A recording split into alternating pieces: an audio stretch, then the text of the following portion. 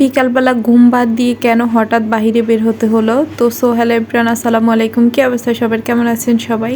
তো দেখছেন বাইরে খুবই বৃষ্টি হচ্ছে আর আমার মেয়েটা বলছিল বাহিরে চলো বাহিরে চলো, তো ভাবলাম ওকে নিয়ে একটু বাহিরে বের হই। ও যেহেতু একদমই কান্নাকাটি করছে, তো বাহিরে চলে এলাম। আর এখানে এসে আমি একটা 100 টাকার মার্কেট, 130 টাকার মার্কেটে চলে আসলাম। আর এটা চাঁদপুরেই।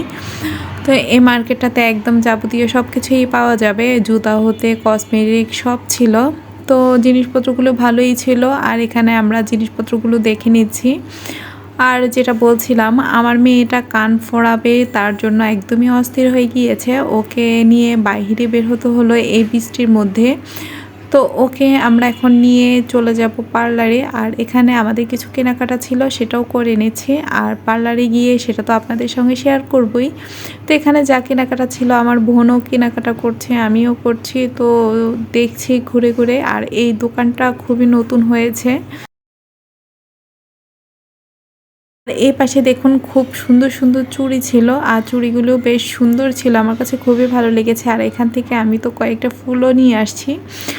আমার কাছে এরকম ফুলগুলো দেখলে কেন জানি খুবই ভালো লাগে আর কিনতে ইচ্ছে হয়। তো ডাইনিংয়ের উপরে, তারপরও ড্রেসিং টেবিলের উপরে, ওয়ার্ডরোবে, এসব জায়গায় এই ফুলগুলো দিলে খুবই ভালো লাগে। তো এর মধ্যে পার্লারে চলে এসেছি। আর আমার মেয়েটা মাশাআল্লাহ খুবই সাহসী। ও একবার কান ছিদ্রি করেছে, তারপরে ওর কানটা একদমই নষ্ট হয়ে গিয়েছে, ফুলে গ্যাজ হয়ে গিয়েছিল। পরে আমি কানটা একদমই অফ করে দিয়েছি। তো ও আবারও চলে এলো পার্লারে কান ছিদ্রি করবে। ও দুইবারই পার্লারেই ছিদ্রি করেছে। তো ওর কানটা কেন জানি একদমই ভালো হচ্ছিল না। মাশাআল্লাহ এখানটার সার্ভিসটা খুবই ভালো ছিল আর কানটাও একদমই ঠিক ছিল। এখন কান ছিদ্রি করা হয়ে গিয়েছে, এখন কানের দুল পরে নিচ্ছে। তো আজকের মতো এখানেই বিদায়।